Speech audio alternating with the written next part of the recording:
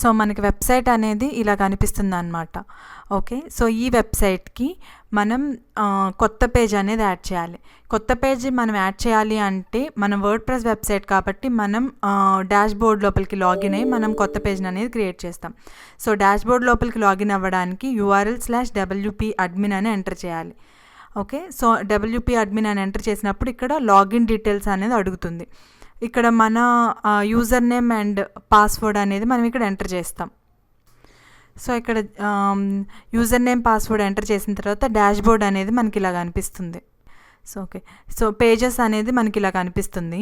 So pages అని enter చేస్తే మనకి ఇక్కడ పేజెస్ అన్నీ కూడా డిస్ప్లే అవుతాయి. మనకి వెబ్సైట్లో ఏవైతే పేజెస్ ఉన్నాయో ఆ పేజెస్ అన్నీ మనకి ఇక్కడ వస్తాయి. సో మనం ఇక్కడ యాడ్ న్యూ అనేది ఎంటర్ చేస్తాం. సో యాడ్ న్యూ అనేది క్లిక్ చేస్తాం. యాడ్ న్యూ అని క్లిక్ చేసినప్పుడు మనకి కొత్త పేజ్ అనేది మనం క్రియేట్ చేసుకోవడానికి ఎడిట్ అనేది ఓపెన్ అవుతుంది. సో ఇక్కడ టైటిల్ ఎంటర్ చేస్తాం. సో ఇక్కడ నేను బ్లాగ్ అప్డేట్స్ అనే కొత్త పేజ్ని క్రియేట్ చేసుకుంటున్నాను. ఓకే, సో ఇక్కడికి వస్తే మనకి ఈ డాక్యుమెంట్స్లో మనకి డీటెయిల్స్ అన్నీ కనిపిస్తున్నాయి అన్నమాట. దీంట్లో మనకి స్టేటస్ అండ్ విజిబిలిటీ ఉంది కదా, దీన్ని ఎంటర్ చేస్తే మనకి పబ్లిక్ అని కనిపిస్తుంది కదా విజిబిలిటీ. దీనిలో పబ్లిక్లో అయినా పెట్టుకోవచ్చు, ప్రైవేట్లో అయినా పెట్టుకోవచ్చు, పాస్వర్డ్ అయినా పెట్టుకోవచ్చు. సో పాస్వర్డ్ అని ఎంటర్ చేసుకుంటే మనం ఇక్కడ పాస్వర్డ్ ఎంటర్ చేసి మనం వేరే వాళ్ళకి ఇవ్వచ్చు అనమాట. ఆథరైజేషన్ మనం పాస్వర్డ్ ఇచ్చేస్తే వాళ్ళకి ఈ పర్టికులర్ పేజ్ అనేది పాస్వర్డ్ ఎంటర్ చేస్తేనే కనిపిస్తుంది. ఆర్ లేకపోతే మనం ప్రైవేట్లో అయినా పెట్టుకోవచ్చు. సో మనం ప్రైవేట్లో పెట్టుకుంటే ఓన్లీ మనకు ఒక్కరికే కనిపిస్తుంది అనమాట. ఓన్లీ అడ్మిన్స్ ఒక్కరికే కనిపిస్తుంది. ఆర్ మనం పబ్లిక్లో అయినా పెట్టుకోవచ్చు. సో ఈ 3 ఆప్షన్స్లో మనం ఏదైనా యూజ్ చేసుకోవచ్చు. మనం ఇప్పుడు పబ్లిక్లో పెట్టేద్దాం. సో ఇక్కడ ఇమీడియట్లీ పబ్లిష్ చేయాలా లేకపోతే స్కెడ్యూల్ చేసుకుంటామా, ఈ పేజ్ని ఎప్పుడు మన వెబ్సైట్లో డిస్ప్లే చేయాలి అనేది మనం ఇక్కడ స్కెడ్యూల్ చేసుకుంటాం అన్నమాట. మనం స్కెడ్యూల్ చేసుకున్న దాన్ని బట్టి మనకి లైవ్లో కనిపిస్తుంది. ఓకే, ఇక్కడ పర్మాలింక్ అనేది ఉంది. సో ఈ పర్మాలింక్ యూఆర్ఎల్ అనేది url/blog-updates అని కనిపిస్తుంది. సో మనకి ఇక్కడ బ్లాగ్ అప్డేట్స్ కాకుండా మనం ఇంకొక పేరు ఏదైనా ఇవ్వాలనుకుంటే ఇవ్వచ్చు. సో కింద కనిపిస్తుంది కదా ఈవెంట్స్ అని, తిరుమల శ్రీజ /events అని కనిపిస్తుంది కదా. సో అలా కనిపిస్తుంది అనమాట. నేను బ్లాగ్ ఇస్తున్నా. సో మనకి యూఆర్ఎల్ వచ్చేసి బ్లాగ్ లాగా కనిపిస్తుంది. ఓకే, సో ఇక్కడ ఫ్యూచర్డ్ ఇమేజ్ అని ఉంది కదా, ఫ్యూచర్డ్ ఇమేజ్ అనేది మనం పెట్టుకోవచ్చు అనమాట. పెట్టుకుంటే మనకి ఇమేజ్ అనేది కనిపిస్తుంది. ఇక్కడ డిస్కషన్ అని ఉంది కదా, ఈ డిస్కషన్ అనేది ఎనేబుల్ చేస్తే వెబ్సైట్లో ఎవరైనా సరే కామెంట్స్ చేయాలి అనుకుంటే వాళ్ళు కామెంట్స్ చేసుకోవచ్చు. ఇక్కడ మనం ఎలో కామెంట్స్ అనేవి టిక్ చేస్తే వాళ్ళు కామెంట్స్ చేసుకోవడానికి ఆప్షన్ ఉంటుంది. సో తర్వాత వచ్చేసి ఇక్కడ పేజ్ అట్రిబ్యూట్స్ అంటే టెంప్లెట్ అనేది మనకి ఇక్కడ 3 పార్ట్స్గా ఇస్తున్నాడు. ఎలిమెంటర్ నుంచి Elementor canvas, Elementor full width or default template అని. సో నేను డిఫాల్ట్ టెంప్లెట్ని సెలెక్ట్ చేసుకుంటున్నాను. సో దాని తర్వాత ఇక్కడ ఆస్ట్రా సెట్టింగ్స్ అని ఉంది కదా, ఇది థీమ్కి మనకు ఆల్రెడీ ఆ వెబ్సైట్లో ఒక థీమ్ రన్ అవుతుంది. సో దానికి సంబంధించిన సెట్టింగ్స్ అన్నమాట ఇది. సో దీంట్లో మనకి ఏది కావాలంటే అది తీసుకోవచ్చు. అంటే మనం డిజేబుల్ ఫూటర్ అంటే డిజేబుల్ అయిపోతాయి, డిజేబుల్ టైటిల్ అంటే డిజేబుల్ అయిపోతాయి, డిజేబుల్ హెడర్ అంటే డిజేబుల్ అయిపోతాయి. సో మనకి ఏదైతే వద్దు అనుకుంటామో అవన్నీ మనం ఇక్కడ చెక్ చేసుకుంటాము. సో అప్డేట్ అని క్లిక్ చేసిన వెంటనే మన పేజ్ అనేది క్రియేట్ అయిపోతుంది.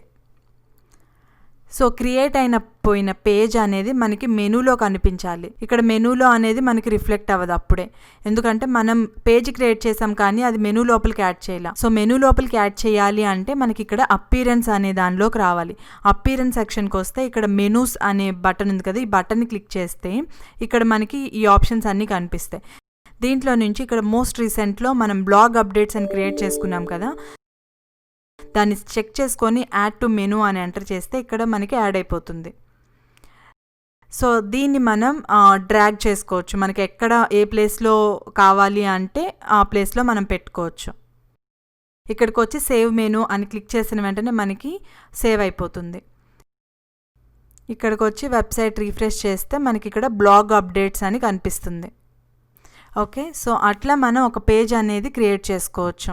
సో మనం డిఫాల్ట్ టెంప్లెట్ సెలెక్ట్ చేసుకున్నాం కాబట్టి దాంట్లో మనకి డిఫాల్ట్ టెంప్లెట్ అనేది సెలెక్ట్ అయింది. ఆ డిఫాల్ట్ టెంప్లెట్లో వచ్చిన కంటెంట్ అంతా కూడా మనకి విజిట్స్ అనే ఆప్షన్లో ఉంటుంది.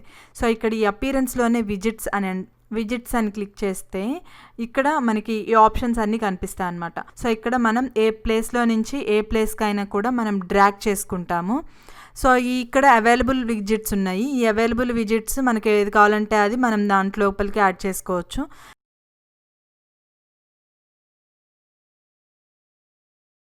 సో ఇక్కడ అట్లానే మనం యాడ్ ఇమేజ్ గ్యాలరీ యాడ్ చేశాను. గ్యాలరీ నుంచి మనం యాడ్ ఇమేజెస్ అని క్లిక్ చేస్తే మనం ఇమేజెస్ కూడా యాడ్ చేసుకోవచ్చు. సో ఆ కొత్త పేజ్కి మనం ఏమన్నా యాడ్ చేయాలి అనుకుంటే ఇక్కడ పోస్ట్ అని ఉంది కదా, సో ఆ పోస్ట్లు అని ఎంటర్ చేస్తే ఈ పోస్ట్ అనేది క్లిక్ చేస్తే ఇక్కడ మనకి యాడ్ న్యూ అనే బటన్ కనిపిస్తుంది. యాడ్ న్యూ అని క్లిక్ చేస్తే ఇక్కడ టైటిల్ ఇచ్చేస్తాము. ఇది హలో అని పబ్లిష్ చేద్దాం అనుకుంటున్నాను. జస్ట్ ఏదో ఒక కంటెంట్ రాసేస్తే డెమో పోస్ట్. సో ఈ ఆప్షన్స్ అన్నీ కూడా మళ్ళీ మనం సెలెక్ట్ చేసుకోవచ్చు. అండ్ ఇక్కడ పబ్లిష్ అని ఎంటర్ చేస్తే పబ్లిష్ అయిపోతుంది. ఓకే, ఇక్కడ వ్యూ పోస్ట్ అని క్లిక్ చేస్తే సో ఇక్కడ హలో అని కనిపిస్తుంది, ఇక్కడ డెమో కంటెంట్ అని కనిపిస్తుంది. సో ఇక్కడ పబ్లిక్ ఎవరైనా వచ్చి కామెంట్స్ చేయొచ్చు. సో ఫర్ ఎగ్జాంపుల్ నేను ఇక్కడ కామెంట్ చేశాను అనుకో, నైస్ పోస్ట్ అని. సో కామెంట్ చేస్తే పోస్ట్ కామెంట్ అని ఎంటర్ చేస్తే ఇక్కడ కనిపిస్తుంది. సో ఇక్కడ మనకి కనిపిస్తుంది అనమాట నైస్ పోస్ట్ అనేసి. కామెంట్స్ అని ఉంది కదా, సో ఈ కామెంట్స్ అని క్లిక్ చేస్తే సో నా email ID, website name, email ID and ఇక్కడ అప్రూవ్ చేయాలా అన్అప్రూవ్ చేయాలా, దానికి రిప్లై ఇవ్వాలా, సో అదంతా కూడా మనకి కామెంట్స్లో కనిపిస్తుంది. చూసారు కదా ఎగ్జిస్టింగ్ వెబ్సైట్కి కొత్త పేజ్ని ఎలా క్రియేట్ చేయాలి అనేసి. నెక్స్ట్ వీడియోలో మళ్ళీ కలుద్దాం. Thank you.